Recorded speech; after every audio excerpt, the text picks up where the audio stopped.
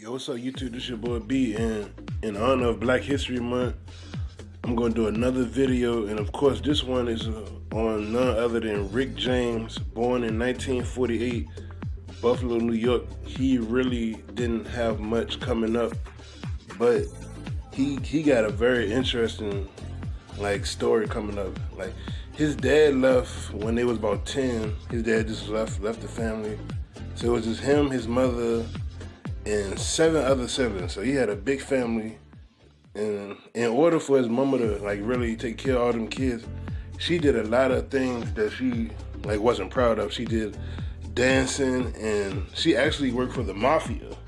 I was very shocked to hear that. But so growing up, his mom worked for the mafia, and that's how she was able to support the family.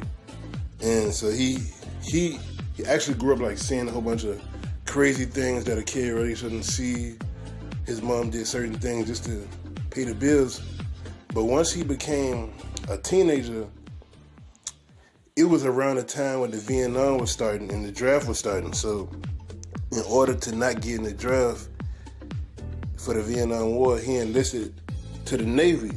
But he didn't really want to do that either. He really wanted to pursue music at an early age.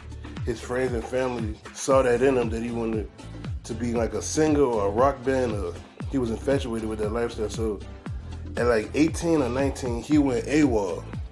He left the Navy, and his mom actually helped him leave and drove him to Canada. And when he went to Canada, he formed a band, and everything was starting his beginnings. But he couldn't evade the Navy for so long, so they caught him and arrested him. But when he got out of jail for going AWOL, he got straight back to it, formed another band. Once his band became successful, he did several songs with people like Eddie Murphy and Tina Marie on one of my favorite songs, Fire and Desire. He did several songs with a lot of artists, basically, several timeless songs like Give It To Me Baby, Super Freak, and he was very outlandish of his look. He made it demanding that him and his group had a very distinct look that overlooked everybody. And another thing I didn't know, that him and Prince actually had a beef. Because Rick James was out before Prince, and when Prince came out, Rick James said that Prince made him work harder and be more of a showmanship on stage. And so he really said him and Prince really didn't get along back in that time. And he had a lot of ups and downs. Of course, everybody know that he had a lot of problems with drugs, and he got in a couple charges messing with women and just getting a whole bunch of stupid stuff, messing with drugs in general. But he didn't let that stop him. He dropped Super Freak in 1981, and it ended up being his biggest song to date, so big that MC Hammer ended up remaking it, and that's what made his reclaim the fame. But he had a lot of interesting tour bus stories, so many for me to get into. But one in particular was him and his band was in a bar in the 80s. They was in a bar just enjoying their time, and this racist group of people called them the N-word.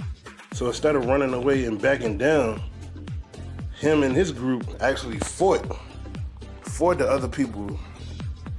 After the fight was over, the sheriff was like, you gotta leave.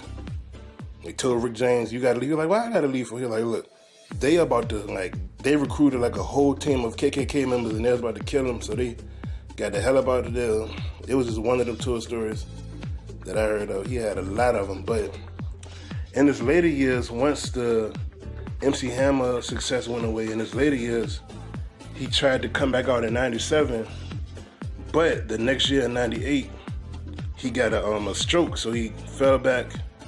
He fell back after 98 after he caught a stroke. But the Chappelle Show was his big break again back in 2004.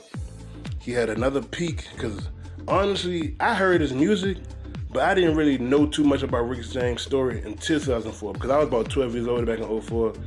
And the Chappelle Show, when they talk about Hollywood stories, and he a habitual line stepper, and that's when I really got introduced to Rick James. And that's when a lot of the younger generation, like me and younger than me, got introduced to Rick James. He is a legend. This video don't got enough minutes, hours to go into everything, but as good as his comeback was, his health started declining because of the drug usage or the cocaine over the years. His heart started declining. Like I said, he had a heart attack in '98, but in '04, he started doing too much. And at the time of his death in August of '04, because his last appearance was on BET, but in August of that year, he succumbed to his drugs. He passed away in the hotel room from cardiac arrest. That's just a brief history on Rick James. Make sure you like, comment, subscribe, and